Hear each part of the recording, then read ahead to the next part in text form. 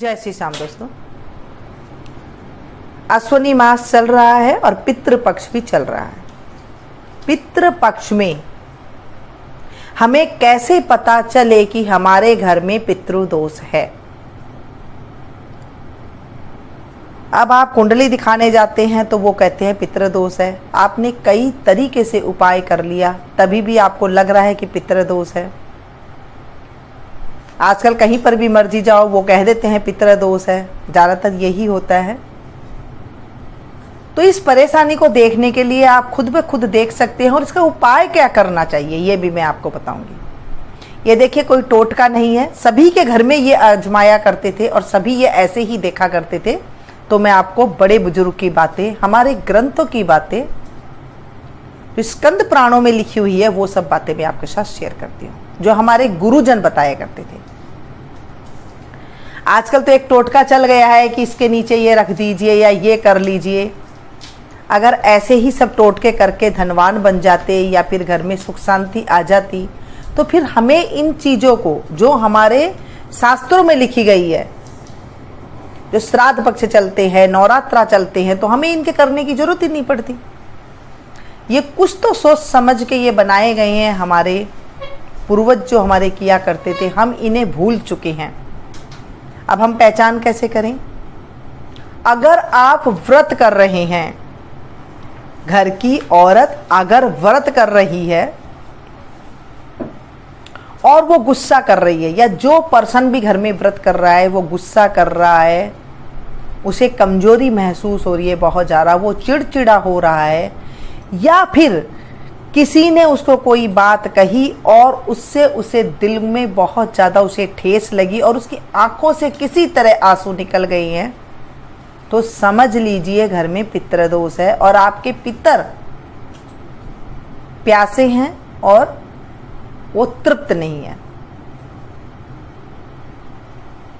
एक पहचान तो ये होती है, अगर घर की नारी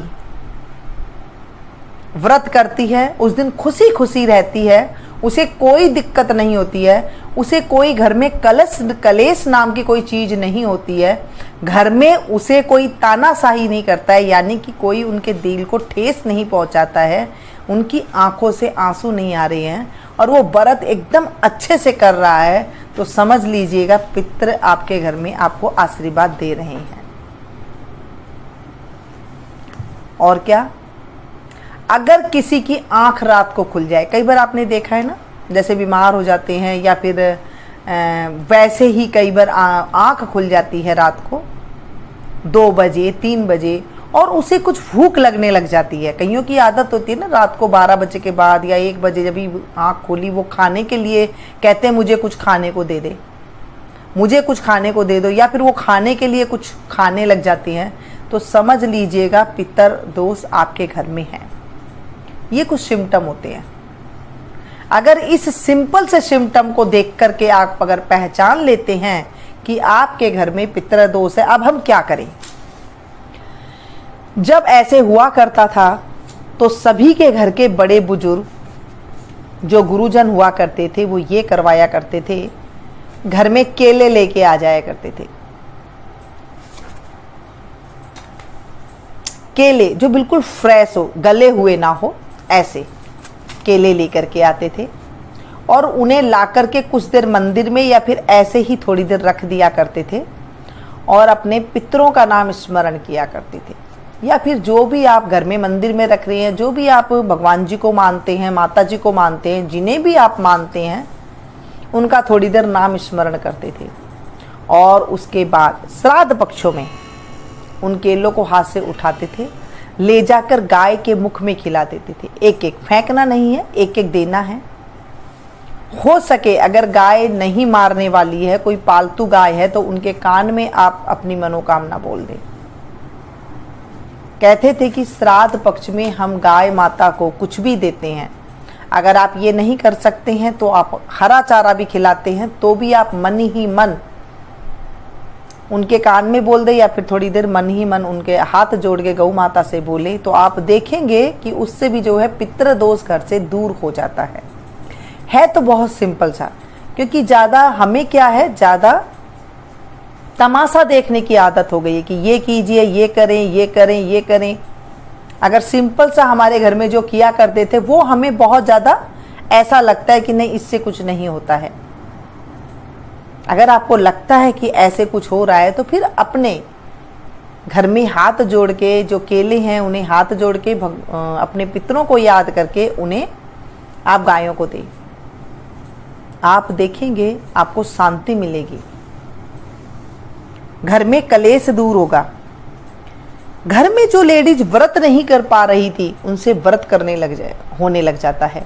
उन्हें घबराहट नहीं होती है, उन्हें चिड़चिड़ापन नहीं होता है, घर में आसानी से व्रत हो जाता है। पहले आपने देखा होगा पंचभिकु का व्रत किया करते थे, चंद्रायण व्रत किया करते थे, और आज भी कई घरों में चंद्रायण व्रत किया जाता है। चंद्रायण व्रत सबसे ज्यादा कष्टकारी होता है। कैसे? एक दिन एक पत्ता तुलसी का खाया, दूसरे दिन 2 पत्ता खाए, तीसरे दिन 3 पत्ता खाया, इस तरह से लेना होता है। जैसे एक दिन आपने 1 चम्मच भोजन खाया, दूसरे दिन 2 चम्मच खाया, तीसरे दिन 3 चम्मच खाया, ऐसे करते करते अमावस्या तक 15 चम्मच खाते हैं। फिर अमावस्या से लेकर के 14 चम्मच, 13 चम्मच, 12 चम्मच, 11 चम्मच, ऐसे कर करके फिर जो पूर्णिमा तिथि आती है वहां पर 1 चम्मच तक आ जाते हैं। कई तरीके से होते हैं, बादाम से होते हैं, 1 बादाम खाया, 2 बादाम खाया, इस तरीके से होते हैं। 1 दिन खाए, 2 दिन खाए, इस तरीके से होता है। ज्यादा भोजन नहीं कर पाते हैं। चंद्रायण व्रत करने वाले को तो अगर हम दर्शन कर लेते हैं तो भी हमारे पाप की निवृत्ति हो जाती है। इतने व्रत किया करते थे और उनके मन में एकदम शांति हुआ करती थी, कोई दिक्कत नहीं हुआ करती थी। तो वहां पर जो है पितृदोष नहीं हुआ करता था। आजकल ज्यादा गलतियां करते हैं, हर चीज में गलतियां करते हैं। सोचते हैं कि हम इधर से देख ले, इधर से पढ़ रहे हैं और वही चीज अजमाना शुरू कर देते हैं, तो उससे दिक्कत आने लग जाती है। जब आप अपने बड़े बुजुर्ग के हिसाब से चलेंगे, आप अपने घर के माता पिता, दादी, नानी, जो आपके घर में जैसे होता है, जब आप वैसे करेंगे तो आपको कोई भी दोष जो होता है वो सारे ठीक होने लग जाते हैं। पितृदोष अगर होता है तो भगवान की कृपा भी नहीं मिलती है, चाहे आप कितने दर भटक लें। जब पितरों की कृपा मिलती है, अपने बड़े बुजुर्ग की कृपा मिलती है, तो वहां पर भगवान भी जो है आशीर्वाद देते हैं और उनकी भी कृपा मिलने लग जाती है। कई सिम्टम होते हैं घरों में, कई सिम्टम से जान जाते थे कि ये घर में सिम्टम है, तो वो ऐसे उपाय कर लिया करते थे। बहुत छोटा सा उपाय है, शाम के टाइम पे घर के आगे दीपक जला देना, पीपल के नीचे दीपक जला देना, घी का, देसी घी का दीपक जला दे। अगर वो नहीं है तो आप सरसों का तेल का भी जला सकते हैं, हाथ जोड़ करके। ऐसे नियम निभाया करते थे। आजकल हम सारी चीजें भूल गए हैं, इन चीजों को छोड़ करके न जाने क्या क्या चीजें हम अपनाने लग गए हैं, और उसके बाद क्वेश्चन करते हैं कि हमारे घर से बीमारियां नहीं जाती है। घर से अगर बीमारी नहीं जा रही है तो सबसे बड़ी पहचान है कि पितृदोष होता है, किसी भी रूप में वो ठीक नहीं हो रही है। तो ये समझ ले हमारे पितरों को मनाने का टाइम है। पितरों की मैंने आपको बताई है कि क्या क्या चीजें नहीं खानी चाहिए। ना बासी भोजन बना के रखना चाहिए, नहीं खाना चाहिए, ना ही किसी को देना चाहिए। यानी कि कोई मांगने वाला आ गया तो उसे ऐसे नहीं कि 1 दिन पुरानी दे दे, ऐसे नहीं देने चाहिए। ताज़ा भोजन बनाएं, ताज़ा खाएं, प्याज लहसुन ना खाएं। अगर आप दारू शराब किसी घर में चलती है तो वो ना पिए। मीट अंडा जो खाते हैं वो ना खाएं। दाढ़ी जेब नाखून ये ना बनवाएं। इन चीज़ों का बहुत ज़्यादा ध्यान रखना होता है। पितृदोष खत्म होने से पाप दूर होते हैं, दुख दूर होता है, घर में वंश वृद्धि होती है, घर में सुख शांति रहती है, घर में कलह कलेश नहीं होती है। ये सारी चीजें समाप्त हो जाती है। पितृपक्ष के दिन जब तक आप ब्राह्मण को भोजन ना खाएं, ब्राह्मण को, तब तक खुद भी नहीं खाना चाहिए। हो सके तो चाय भी नहीं पीनी चाहिए। सुबह सवेरे जल्दी उठ के फटाफट से आप भोजन बनाएं। 12 बजे तक पंडित जी को भोजन करा देना चाहिए। सुबह सुबह जल्दी भोजन नहीं कराना चाहिए। जो पितरों का श्राद्ध करते हैं वो थोड़ा सा जब धूप हो जाती है, दोपहर में, मध्याह्न काल में ही माना गया है। अगर आप नहीं रह सकते हैं तो 11 बजे तक आप करवा दें, लेकिन 11 तो आप बजाए ही बजाएं। जल्दी ना जमे, कईयों को होता है कि हम 8 बजे जिमा दें, तो वहां पर भी जो है दिक्कत आ जाती है। एक दिन थोड़ा व्रत हो जाता है, इस तरह से आप रह लें। नहीं रह सकते हैं तो कुछ हल्का सा चाय पानी जो है वो पी सकते हैं। खाना ना खाएं, खाना बहुत शुद्धता से बनाएं, शांति से बनाएं। और जब आप पंडित जी को भोजन करा रहे हैं तब उस टाइम पे बोले नहीं, पंडित जी भी मौन करके खाएं और आप भी चुपचाप रहें, तब वो फल लगता है। ये तो है, देखिए घरेलू जानकारी है, कोई मैं आपको टोटका वगैरह नहीं बताती हूँ, ना ही घरों में ये किया जाता है। आजकल जो पढ़े लिखे हैं, ज़्यादा आधुनिक हो रहे हैं, उन्हें शॉर्टकट में हर चीज़ रास्ता चाहिए, तो फिर शॉर्टकट में तो आपको पता है ऐसा ही काम होता है। शुद्ध भाव से ये जो 15 दिन होते हैं, 16 दिन होते हैं, ये हमारे साल भर की सुरक्षा के दिन होते हैं। अगर हमने ये 16 दिन अच्छे से कर लिया, पितरों का जो है नाम स्मरण कर लिया, या फिर उनके नाम का पीपल में जल चढ़ा करके आ गए, थोड़ा सा कच्चा दूध और थोड़ा सा काला तिल लेकर के पानी के अंदर दक्षिण की तरफ मुख करके आप जब पानी चढ़ाए आए। मैंने आपको बताया था कि पानी चढ़ाते टाइम पे अगर आपको कोई भी मंत्र नहीं आता, मंत्र के टाइम पे अगर हम मंत्र याद करके जाते हैं और उसमें कोई त्रुटि हो जाती है, गलती हो जाती है, तो उसकी फिर बहुत ज़्यादा जो है हमें भुगतना पड़ता है। तो सीधा सा ही आप ऐसे बोल सकते, हे पितर देवता, हम आपको जल चढ़ा रहे हैं, ये जल स्वीकार कीजिए। इतना सा सिंपल सा बोलिए और फिर आप देखिए बिल्कुल सही है। जब हम ज़्यादा ताम झाम करते हैं, ज़्यादा कुछ देख देख के सुन सुन के नया नया करते हैं, तो उसमें जो है दिक्कत आ जाती है। एक साल तो आपने कर लिया, फिर अगले साल आप भूल जाएंगे, देख करके सुन के किया था आपने, क्योंकि आपके घर की तो वो रिवाज थी नहीं। आपके घर में, आपके शहर में आपके पंडित जी कैसे बता रहे हैं, उसी हिसाब से ही आप करें, कुछ ना करें। नया कपड़ा वगैरह नहीं खरीदते हैं। अगर आपके जो है घर में किसी पुरुष की है श्राद्ध, अगर पुरुष का है तो धोती गमछा, अगर धोती पहनते हो तो उन्हें धोती गमछा चप्पल वगैरह देते हैं, नहीं तो कुर्ता पजामा बनियान और तौलिया और चप्पल, ये चीज़ देते हैं।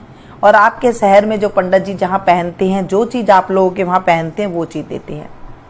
अगर किसी स्त्री का आपका घर में है श्राद्ध, तो उनको भी जो है साड़ी ब्लाउज और सुहाग अगर है तो सुहाग पिटारी दे, वरना आपको सीधा चप्पल वगैरह दे देते हैं। कहते हैं चप्पल देने से हमारे जो नरक है वो दूर हो जाते हैं। श्राद्ध पक्ष में ये चीज़ों का दान बहुत ज़्यादा महत्ता बताई गई है।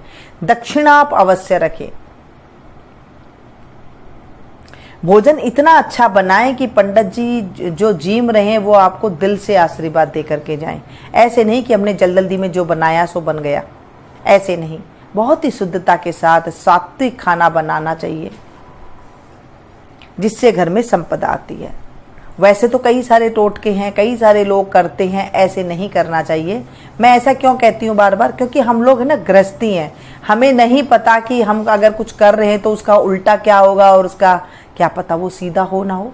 जो आपके बड़े बुजुर्ग करते आए वो काम तो बिल्कुल सीधा ही होता है, उसमें कोई त्रुटि नहीं होती है। आप ये चीज़ आजमाएं, आप देखेंगे आपके घर में बहुत ज़्यादा जो है सुख शांति आने लग जाएगी, पितरों का आशीर्वाद हमें मिलने लग जाएगा। ये जो 16 दिन है ये हमारे सुख के दिन आते हैं, हमारे जीवन से कष्ट निवृत्ति के दिन आते हैं। तो ज़्यादा करने की बजाय जब हम थोड़ा सा रखते हैं, वही हमारे बच्चे करते हैं, और उसके बाद जो है हमें भी जो है रिजल्ट अच्छा मिलता है, घर में कोई दिक्कतें नहीं आती है। और अगर आपको कुछ भी नहीं आता है तो आप पूर्णमासी की जो अमावस्या तिथि के दिन या फिर जिस दिन श्राद्ध है उस दिन आप कुछ कच्चा भोजन, जैसे सीधा जिसको बोलते हैं, दाल चावल आटा घी और मसाले चीनी, ये सारी चीज़ें दक्षिणा रख करके आप मंदिर में पंडित जी को दे करके आ सकते हैं। अपने पितर देवता के नाम का आप स्मरण करके मंदिर में पंडित जी को दे के आ सकते हैं। आप देखेंगे उसमें भी हमें घर में शांति आने लग जाती है। कोई भी दिक्कत हो, आप ये 16 दिन करके देखिए। 16 दिन के अंदर जो भी हम दान पुण्य करते हैं उसका हमें करोड़ों करोड़ों फल की प्राप्ति होती है। क्योंकि हमारे जो पितर हैं उन्हें जो है नीचे आते हैं धरती में और हमारे घर में भ्रमण करते हैं। अगर घर के अंदर कलेश होता है या फिर घर में कोई लड़ाई झगड़ा होती है तो वो हमें आशीर्वाद नहीं देते हैं और फिर जो है दिक्कतें आने लग जाती है।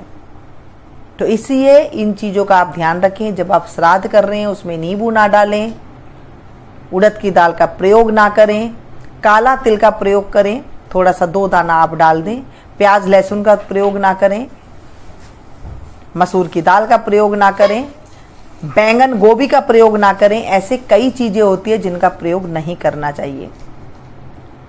जब आप इन चीज़ों का प्रयोग करते हैं तो बहुत ज़्यादा दिक्कत आती है। इसे पुराणों में लिखी हुई है, गीता प्रेस की किताबें हैं उनमें लिखी हुई है, हमारे गुरुजन हैं वो बताते हैं। तो आप इन चीज़ों का ध्यान रखिए। अब आपको पता चल गया होगा कि पितृदोष अगर घर में है तो उसका क्या करना चाहिए, कैसे पता करना चाहिए, और अगर हो गया है तो उसे कैसे निवारण करना चाहिए। अगर वीडियो पसंद आ रही है तो आप प्लीज़ एक लाइक जरूर दें। अगर ऐसी नई नई वीडियो और देखना चाहते हैं तो मेरे चैनल को अगर आपने अभी तक सब्सक्राइब नहीं किया है तो प्लीज़ कर लीजिएगा। पास में जो बेल आइकन है उसे ज़रूर प्रेस कीजिएगा, नहीं तो आपको जो वीडियो है वो नहीं मिलेगी और आप मेरी वीडियो को जो है नहीं देख पाएंगे।